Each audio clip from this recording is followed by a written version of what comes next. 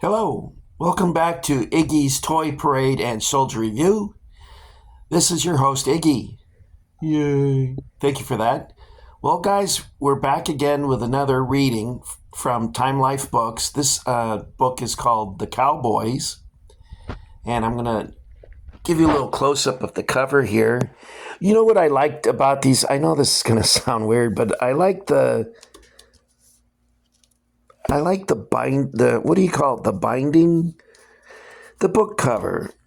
It feels like faux leather. It's kind of cool. And each book, of course, has an illustration on the front. All right, let's open this up and see what we have this time. Okay, this is the Old West series by Time Life, The Cowboys, by the editors of Time Life Books, with text, but not sex, guys, text, by, why did I say that? William H. Forbes. Forbes sounds like a science fiction movie, The Forbes Project. And here's the now famous Remington sculpture. I think I have a lamp. Hold on, guys. Hold on to that thought. Just a moment. I got so many bugs, I had to get one of these things. Every once in a while, I hear crackling as a bug flies into it. Yeah, see, look. There you go, same thing. All right, well, let's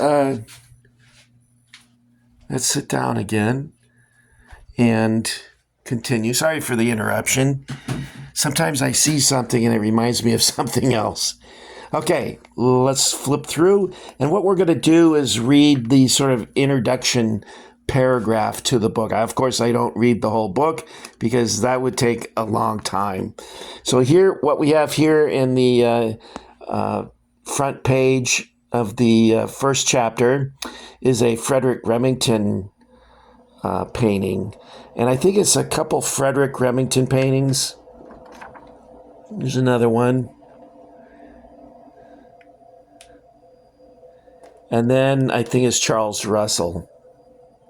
Yeah, this is definitely...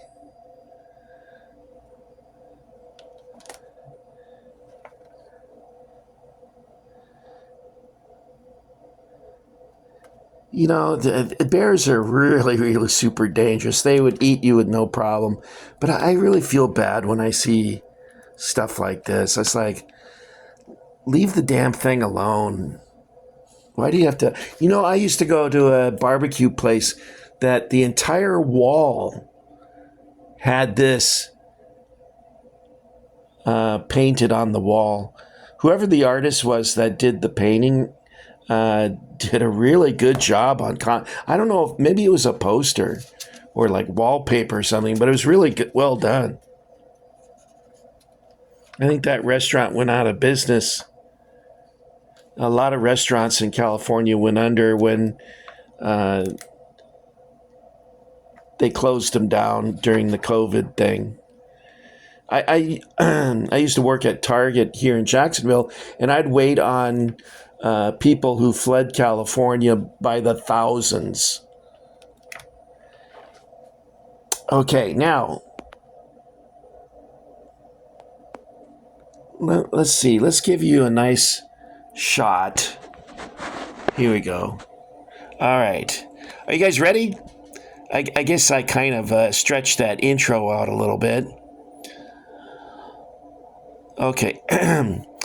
This is a painting of the Old West, as never it really was. Well, hardly ever.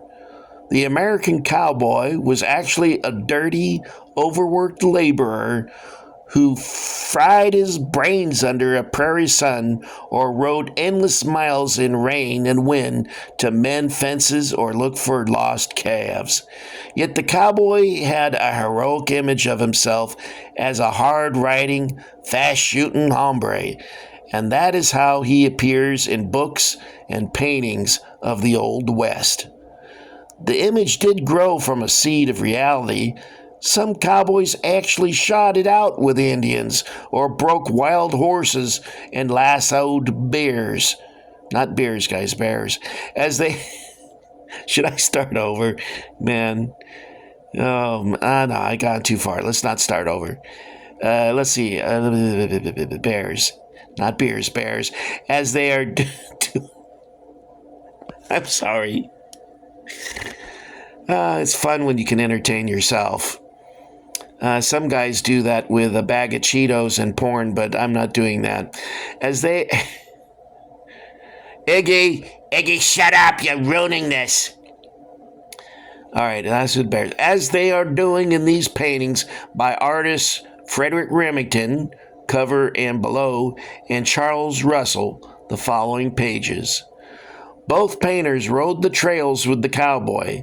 They recorded every detail of his life, yet they shared his idealized vision.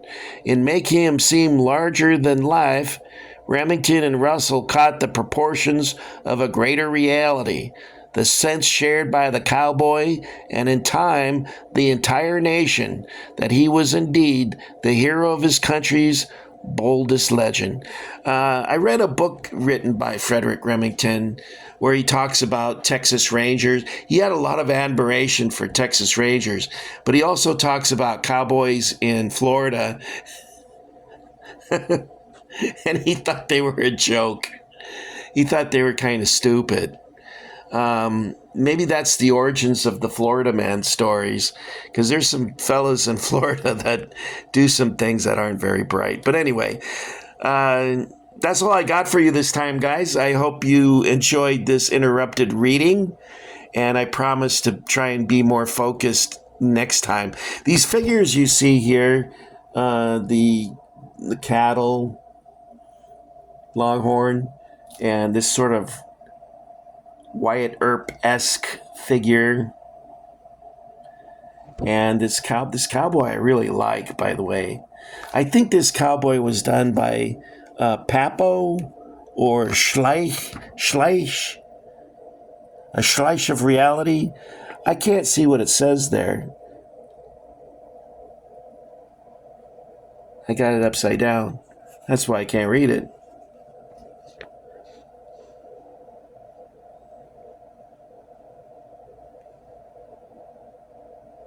Papo.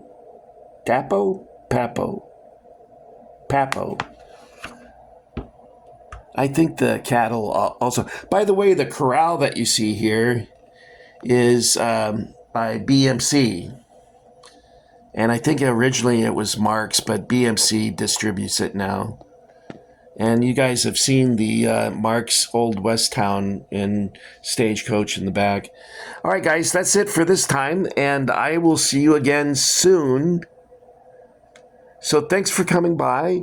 If you haven't already, why not hit that subscribe button so you can see the next thing I screw up. You know, this sounds like a porn film for little people. A sweaty little man tall in the saddle. I think I don't want to see that movie.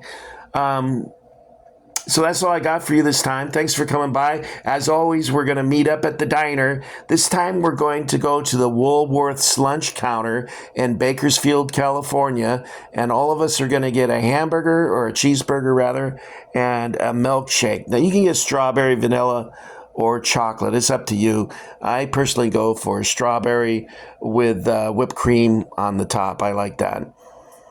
Okay, that's it for now. Your Majesty, any final words? Execute Order 66.